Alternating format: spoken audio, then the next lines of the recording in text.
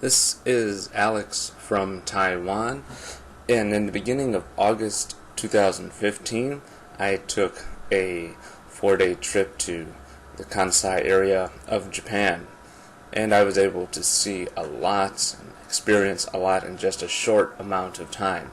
So I will go over briefly what I saw, what I did, and some of the events, and also how I was able to see so much and do so much in such a short amount of time, and also some of the budgetary measures that I took. Now, flying into Osaka's airport, the Kansai International Airport, that was different for me because, well, this airport's built on an artificial island for those who have not yet gone there.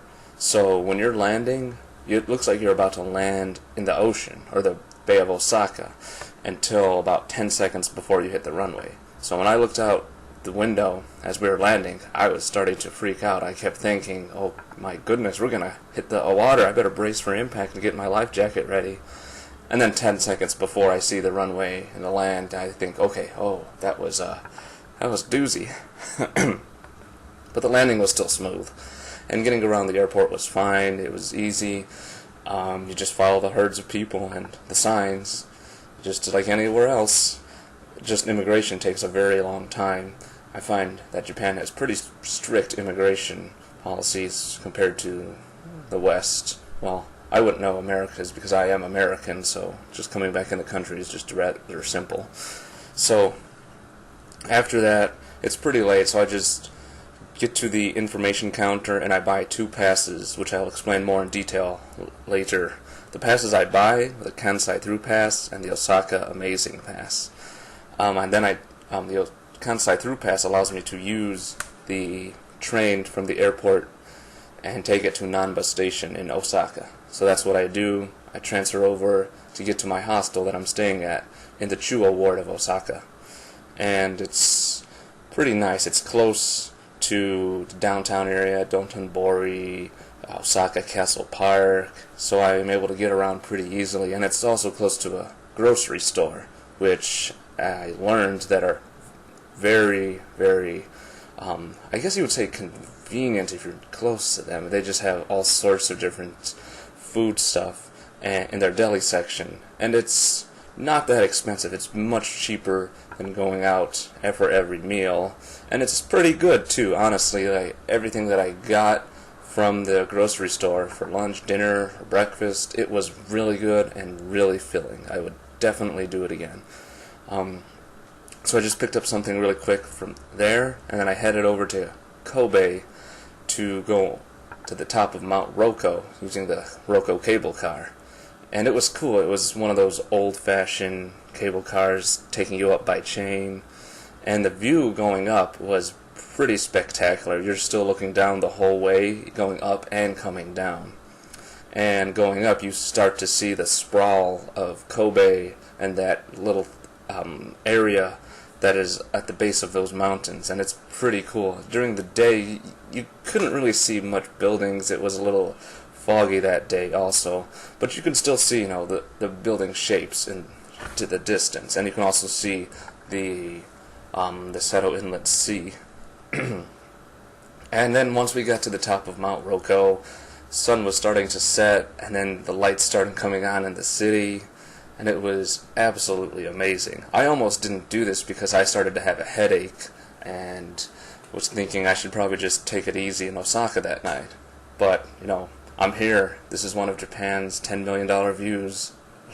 And so I should just do it. So I run to the grocery store, get some coffee, and I'm good to go. And I'm so glad I did, because it was totally worth it. And then my ticket also included a bus ride up around the summit of Mount Roko, I guess you would call it, to another garden observatory, and that was another good view too. From there I got to see Osaka, Kansai Airport, the port of Osaka, the Bay of Osaka, and also the Kansai Airport actually, and then also the little cities between Osaka and Kobe. So that was really nice. And I would strongly recommend bringing binoculars because you're pretty high up there. And if you want to get like a more clear image, there are binoculars up there, and they do cost money, of course. So having binoculars for a better view is definitely a must. And on the way back down, wasn't too eventful. You couldn't really see much of the skyline. Everything was dark now. But at the top of Mount Roko, I will give a warning to all of those who do not like insects. The bugs up there are massive, and they are seemingly everywhere. Even like in the inside of the station, where there are vending machines, there's massive spiders, there's massive wasps, and also be on the lookout for the Japanese giant hornet. I didn't see it, at least I don't think I did. I did see some pretty big bees, but the Japanese giant hornet is supposedly one of the deadliest in the world, and its sting is acidic to human flesh, so just be careful. And I say these are massive in comparison to the ones I had experienced in Chicago, where they probably wouldn't get bigger than a clothespin, maybe not clothespin, I'm sorry, maybe like a penny or a small coin. Anyways, on the way down, I run into an old guy and this younger girl, office lady, and when we got on the bus, everyone had a seat except for him. So I gave my seat up for him, but he insisted that I just keep sitting down. And so I did, and we just kept talking in Japanese and English. And he kept trying to set me up with this office lady. And I was just like, no, I have a girlfriend. When in hindsight, that could have just been someone to hang out with. But, I was loyal to my girlfriend, and at the time I had a headache again. I just wanted to get back to Osaka. So I couldn't really think straight. So I thought, oh, whoops, oh well. So I just go back, I pick up quick dinner from the grocery store. And the grocery stores in Japan discount their deli foods, anything perishable, after 8 p.m. So if you want a good cheap dinner and you're a little cost conscientious, go to the grocery store, because honestly the food is delicious there, in their bentos and their sushi and all the other Japanese staples. They're delicious, so strongly recommend that if you just want to take it easy for the night. The next day I just go around Osaka, get breakfast, have some coffee. Then I go to the port of Osaka by the aquarium area. And I really like this neighborhood. Like, if I were to move to Osaka, this probably would be my first choice if I were looking for an apartment. And I know it's far from a lot of things, a lot of tourist locations or other kind of things, but it just had a kind of peaceful feeling. And it wasn't as crowded as other areas of Osaka. You had some pretty decent breathing room. You could walk around and not have to worry about being in someone's way, and you don't have to worry about having to push your way through crowds, unless you went to like the aquarium or the Ferris wheel, which is what I actually ended up doing. I went to the Ferris wheel because one of the passes I had allowed me to get on for free, so I thought I wanted to see the view from up there. So I did. Got to see a lot of the area around the aquarium and the Ferris wheel. Got to see some of the cityscape. I got to see Universal Studios Japan. Got to see the Hogwarts Castle from up there.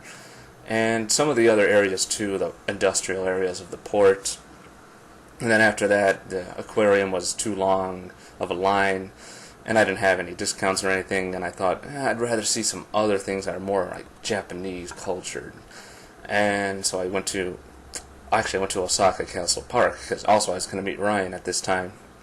And we walked around and met some people who from China, and also an older Japanese guy who, they were kind of fascinated with foreigners, so the Chinese kids wanted a picture with me, and they were really shocked when I started speaking Mandarin with them. So they didn't think I could speak it, but they didn't know I live in Taiwan, so I'd been studying for a while. And the older Japanese guy talked a little bit about his life, brought out his book of English sayings, and that was that. That took quite a bit of time, probably a little more than I wanted to, but it was still nice. I got to meet a Japanese person, hear his story and his life, and to me that was cool. I mean, I like to travel for cultural interactions, and that was pretty good considering. After that, Ryan and I walk around, talk a little bit, then I go back to the hostel, fuel up, get some water, and I head over to Dotonbori. And over there, I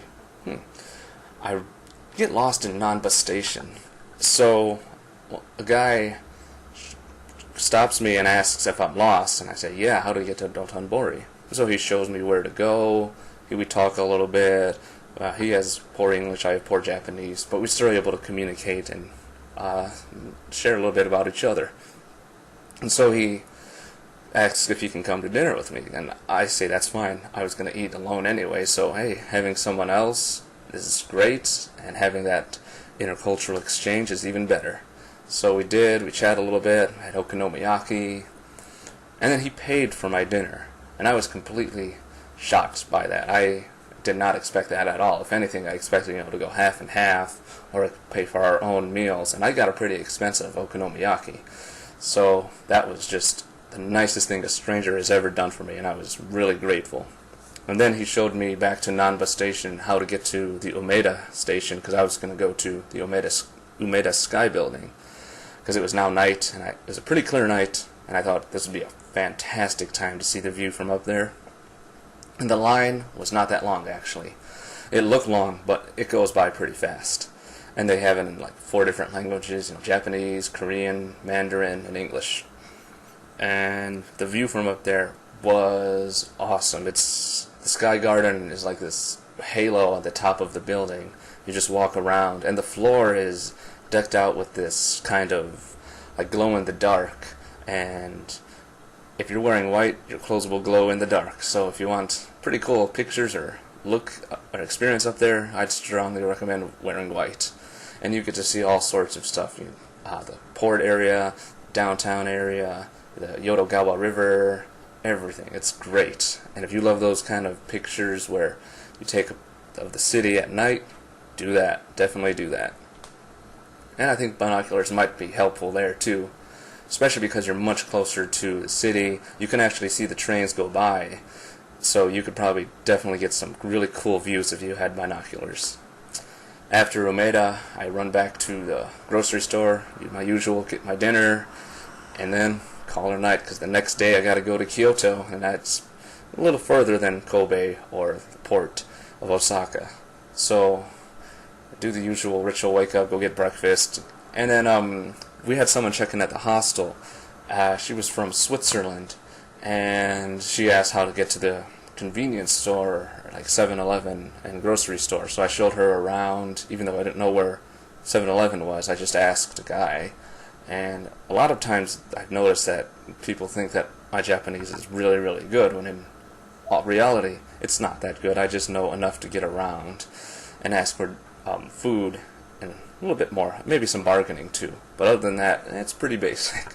But it's still nice to hear people say that once in a while.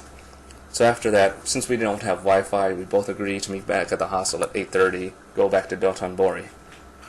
So then I go to Kyoto, only an hour away by train, but it's like going back in time 1,000 years. And the train ride up there was pretty nice in itself, because you get to get out of the city and the metropolis of Osaka and get into the countryside of Japan. And it's honestly different than the countryside in America, where I went to college for 4 years. It's in the Midwest, and it's not that nice. There's just cornfield on very flat area, and it smells like crap because of all the manure and farms.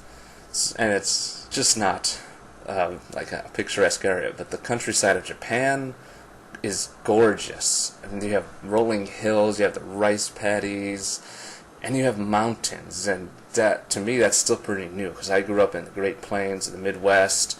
So mountains are still pretty cool to me. So I was like, wow, this countryside area was nice.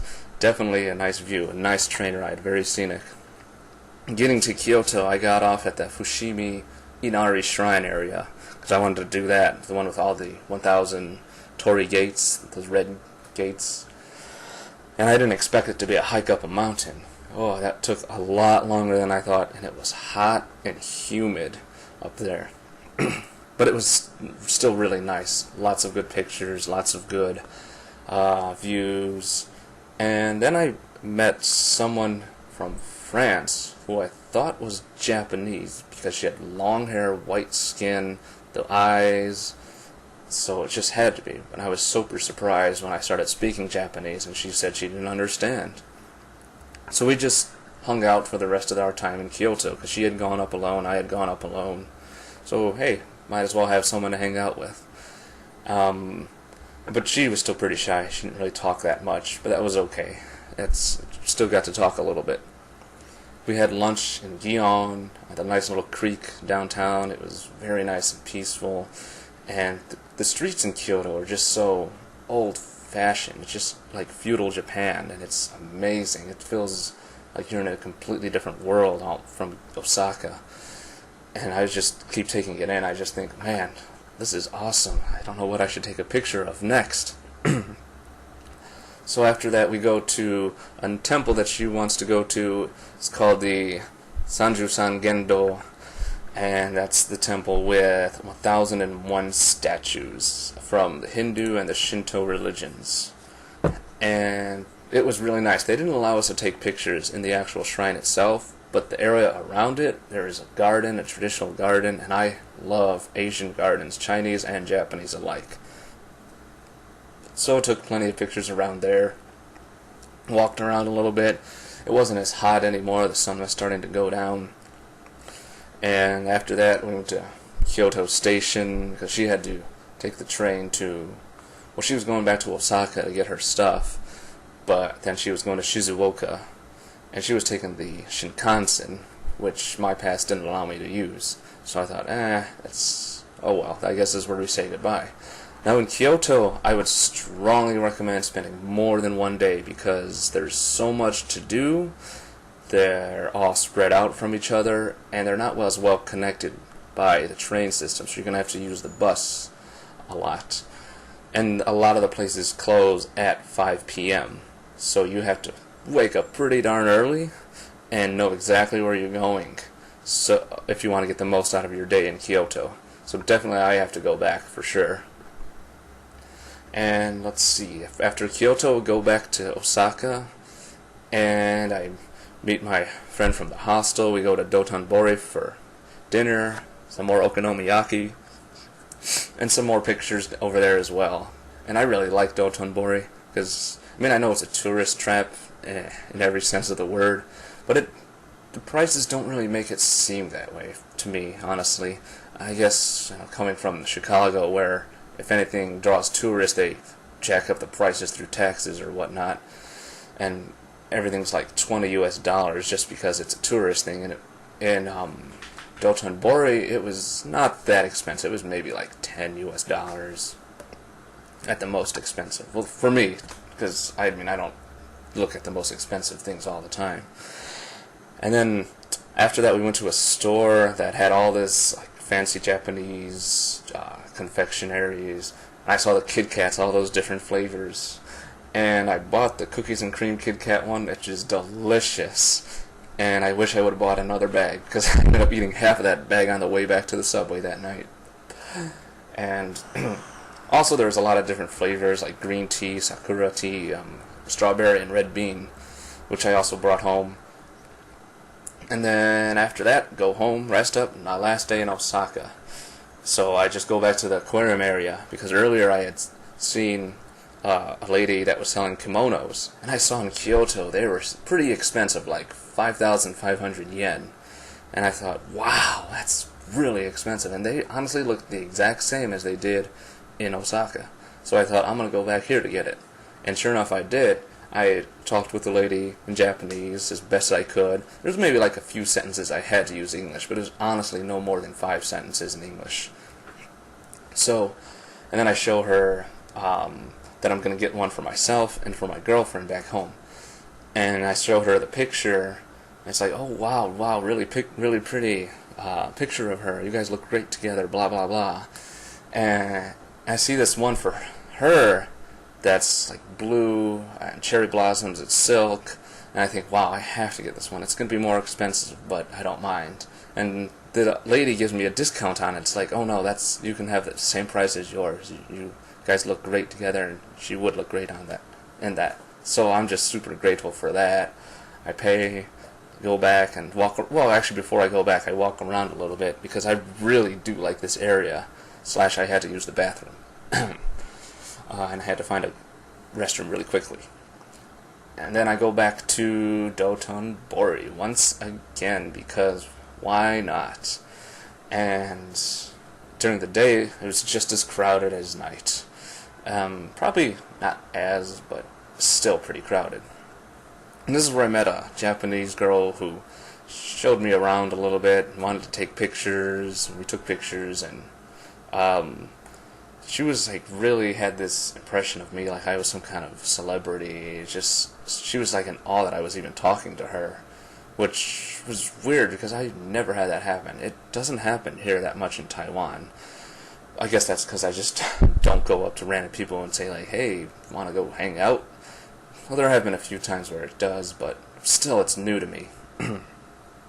So she couldn't go for lunch. She was meeting her friend. So I said, oh, well, it was nice to meet you. I go have some gyoza at this place that I had seen on a food documentary about Osaka. The best gyoza I've ever had in the world so far. I mean, I've only been to a few countries, but of all of them, this had the best gyoza. And you can tell which one it is because it'll have the massive gyoza-like floats in front of it. I can't remember the name of it, but I just know that I knew it because of those advertisements in the front. They just had those big gyoza. So after that, I go up to a park along Osaka's river. I think it's the Nakashima or somewhere like that. It's right by the Tenbashi station in Osaka.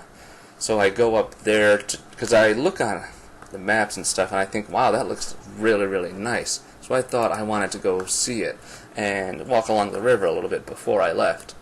And by this time, the clouds had started rolling in, so the sun wasn't beating down and blisteringly hot. So it was a pleasant walk along the river. And also, there was a little bit of a drizzle that made it a lot more bearable. And then after that, I took a few pictures on that park and thought I'd have to come back here during cherry blossom because there was a lot of trees along the banks of the river that I thought would look beautiful during cherry blossom season. So after that, I walk up a street and I walk up along the Shotengai that is by the Minami Morimachi station. And I go to the temple because it's August 6th, 70 years after America dropped the bomb on Hiroshima. So I say a little prayer, a little moment of silence to show some respect for those who have perished under our actions. And then I head back to the hostel, grab my things, and go back to the airport. And this was the greatest trip that I've ever taken. I love Japan so much. Now, how I was able to get to see so much in such a little time? Use Google Maps. Just look around and get an idea of where your hostel is going to be, your hotel. Use Street View. I mean, you're not going to have a perfect memory of it, but you'll have an idea once you get there. And also use like the commute time estimator so that you know where you want to go. So how long is it going to take to get there? And how much time should I allocate for this activity? And also ask for help when you do get there, because you probably will get lost. I mean, there's a lot of signs, and it's pretty easy to follow, but like the train stations are massive. They're vast complexes, and it's pretty easy to get lost, even with the signs sometimes, because there's so many exits on certain ones. So it can be difficult at times. And now, also, the hostel I stayed at, I got through Airbnb, and it was fantastic. There was a lot of pretty cheap places in Osaka on there. And then for my passes, this is something that'll save you a ton of money because trains in Japan are expensive. And I got the Osaka Amazing Pass for 1 day, 2,300 yen. They also come in 2 day for 3,000 yen. And the Kansai Through Pass for 3 days, 5,200 yen. That one comes in also a 2 day for 4,000. Now the Kansai Through Pass you can use on non-consecutive days, whereas the Osaka Amazing Pass, the 2 day, you'll have to use it on consecutive days. So what I ended up doing, I used the Kansai Through Pass on Monday, Wednesday, and Thursday, and the Osaka Pass on Tuesday. And the Kansai Through Pass offers you a lot of discounts and free gifts for some places, and it comes with a coupon that you have to present for these places. And also, I'd recommend visiting their website for a list of places that offer these discounts, because it doesn't come with that one actually. And the Osaka Amazing Pass, a lot of the attractions you get in for free. But these are just in the Osaka area. Like I got on the Umeda Sky Building for free, the Ferris wheel for free, and so in total this was only 7,500 yen, which equates to about 1,900 yen a day. And right there, that's a massive amount of savings because my trip to the airport alone was about 1,100 yen. And then going to Kobe, that was much more. And even just going around in Osaka, I easily racked up 1,800 or more in transportation fees if I had not bought the pass. So definitely get some kind of rail pass no matter where you go. And that's what I did, and I saw a lot because it had the mindset, I'm only here for 4 days, don't waste any minute. Now some people, that's just not their cup of tea, but for me, I'm pretty young, I just have that mindset, get up, do things, go around, run around, and that's what I did. And it was amazing. Would I do it again? Absolutely. So this was a little bit of my trip, some of my techniques that I used, and I hope that they're helpful for you if you ever decide to go to Osaka. Thank you very much.